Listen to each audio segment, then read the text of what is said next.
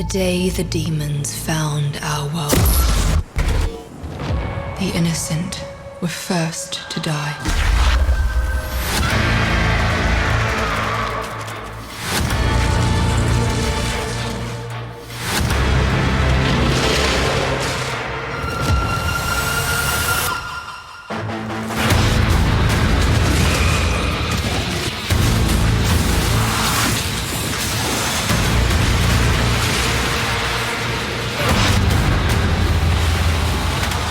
What's up, gamers? It is that time again. Path of Exile has another expansion and challenge league headed to the game, and as always, I was fortunate enough to get an inside preview just prior to the official live stream reveal, which hopefully you guys are able to check out as well.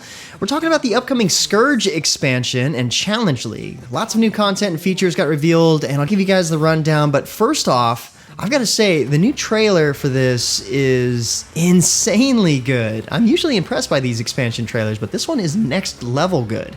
I think it's the perfect sound design this go around, maybe. Either way, hopefully you guys think the new content is somewhere on par with this new trailer. They are ravenous. They are endless. They are the Scourge. Now, from what I was easily able to gather, the new expansion here has put a ton of leniency on players, but it doesn't at all take away from the challenge or what makes the game originally great, and hopefully you'll see what I mean as we get into it. So let's first talk about the new Scourge Challenge League. The upfront main new mechanic is the Blood Crucible, which is handed to you by a random woman right as you get out of Lionized Watch, who asks you ever so nicely to jab it into your body. You know, no big deal. It shows up in your inventory pane like so, and as you play through each area, the Blood Crucible fills with the blood spilled by the monsters you've killed, and at a certain threshold, you're able to activate the device. This will instantly thrust you into a parallel reality, an alternate Ray class, where some form of apocalyptic event is occurring, full of demons known as the Scourge. They are definitely not the easiest creatures you've faced, but the more blood you've collected, the longer you can stay shifted into the alternate world. There is a trade-off here, but it's for good reason. The longer you stay, the more damage you take from enemies you face, and when the Crucible's blood runs out, or when you choose to return to your original reality, you do get something out of it. Chris Wilson said it perfectly, you're not there to save the world, you're there to find cool items. Love that. See, you're able to put an item of choice into the Blood Crucible, and as you're there in the alternate world killing the Scourge, it soaks up all the corruption, and after enough kills, the item can be transformed, making it become corrupted and equipped with a pair of Scourged modifiers, one mod being beneficial and one being detrimental. Of course, this is on top of all the explicit and implicit mods or enchantments the item already had. The beneficial mods will be worth the process for sure, though the detrimental mods can drastically raise the requirements of the item, potentially hurting your stats like resistances, for example, or even the possibility of shutting off various mechanics associated with the items completely, such as the ability to deal cold damage or gain charges. The idea here is to get a beneficial mod as part of the transformed item that makes it way more powerful, but at the same time trying to roll a detrimental mod that doesn't take away from your build too much, if any. So as you might have guessed, if you didn't roll well the first go around, you can put the item back in the Blood Crucible, kill more monsters in the upside down version of Ray class, as we'll call it, hoping to get RNGesus to get you a pair of mods that works better for you that override the first set.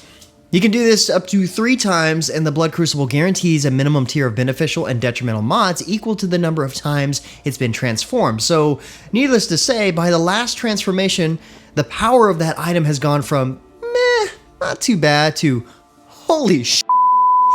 And this process can be done to items that were already corrupted, so if you thought a particular item couldn't get any better, think again.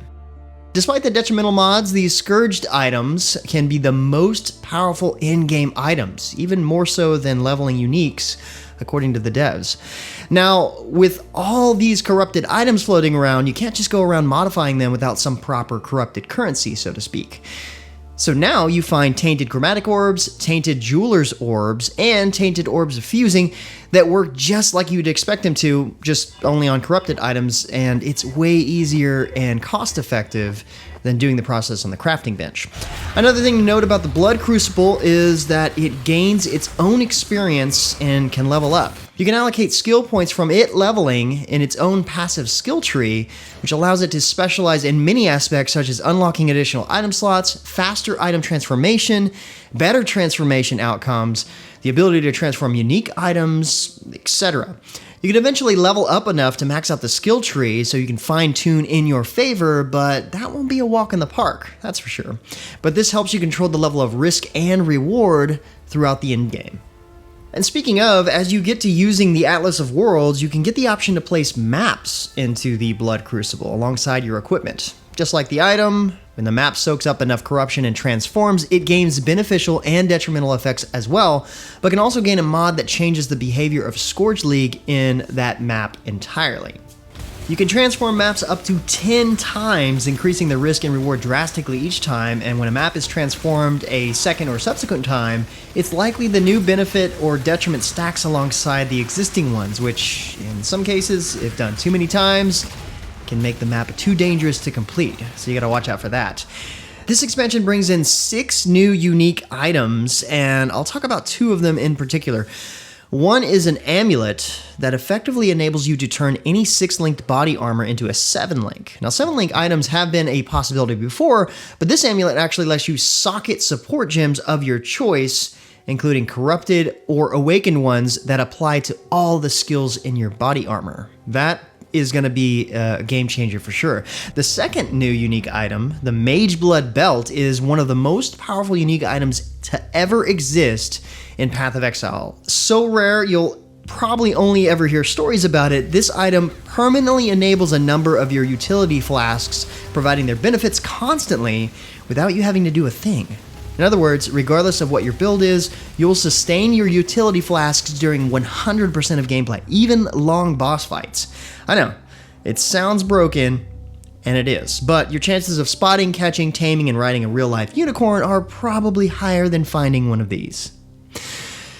This new expansion, without a doubt, streamlines a ton in the game, namely in-game content. I'm not going to go into much detail on this, but aside from streamlining and overhauling Atlas of Worlds, which is happening early next year, with the Scourge expansion, they've already started by shortening the length of the Atlas grind and reducing the number of regions from 8 to 4, which in turn reduces the number of watchstones needed from 32 to 16. There will now be approximately 100 maps, plus the uniques of course, which also means half the number of Atlas passive trees as a result. There'll be more details that go along with this, but yeah, as you can tell, there's definitely some condensing going on.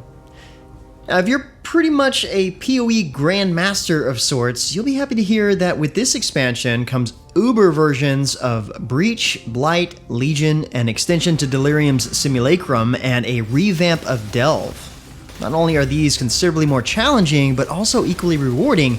Plus, there's some streamlining going on with this as well. As an example, with the Delve revamp, the entire thing has been completely rebalanced so that it's more rewarding and more challenging at earlier depths. In general, monsters scale to have more life but less damage than before.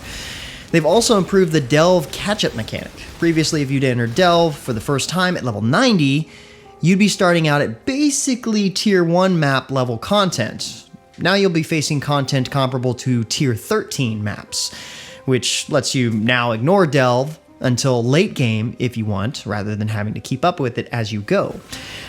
Okay, so there's so much more to talk about when it comes to this new expansion, including new skills, more balance changes, guild improvements, and features. But the last thing I want to talk about is a huge passive skill tree rework. Now, I know that sounds a bit concerning, but, hear me out. The goal in the rework is to keep the tree as similar to before as possible, so with that in mind, those who are extremely familiar with the tree won't lose that muscle memory whatsoever. Where they focused the changes had more to do with each of the tree's class start areas. They added new clusters of skills, improving existing ones, and concentrated power more directly on each skill's primary function. In doing this, it actually helped them identify that many passive skills had niche stats that didn't really matter to most characters, or distracted away from the purpose of what the skill was trying to do. They decided to take these niche stats away from the skill and buff the primary function of the skill so that it was more concentrated on one purpose. The niche stats didn't go away altogether. Instead, the niche stats are now off the main tree, but available via the new passive mastery system. Outside of the class start locations, all passive skill clusters that have a notable passive in them can now contain a passive mastery. So when you allocate the first notable passive in each cluster, a mastery becomes available to allocate in that cluster. When you spend a passive skill point on the mastery, you can choose a specific stat to gain. Now this list is shared with all clusters on the tree that have the same theme, so you can travel to any of them to get the stats that you want. Then, as you allocate a mastery stat, it's crossed off the list for that theme. This new direction has let the team add hundreds of powerful new notable passives that you'll be able to access all over the tree, and no longer will you have to plan around getting 2 specific clusters in order to get the niche stats you want, so you can better focus on what your build is meant to be. Pretty sure when you start working with this, it's going to give you the ability to push your build even further than before. So it seems like a great quality of life feature without actually breaking what we already know and love. Anyway, guys, that isn't everything coming to Path of Exile Scourge, but it is what I wanted to focus on in a quick and dirty video. There's plenty more to check out, as I mentioned, new skills, more unique items, new guild features, game balances galore, just to name a few additions. So by the time you're seeing this video, the live stream reveal should be watchable in case you're looking for those additional details. It's great to see the devotion Grinding Gear puts into this game for its players, and this is just one more step in their legacy of doing that. So big thanks to Grinding Gear Games for letting me be a part of the storytelling. Thank you guys for watching. But until next time, guys, that's going to be it for me. I'm James Blonde. See you out there, gamers. They are ravenous. They are endless. They are the Scourge.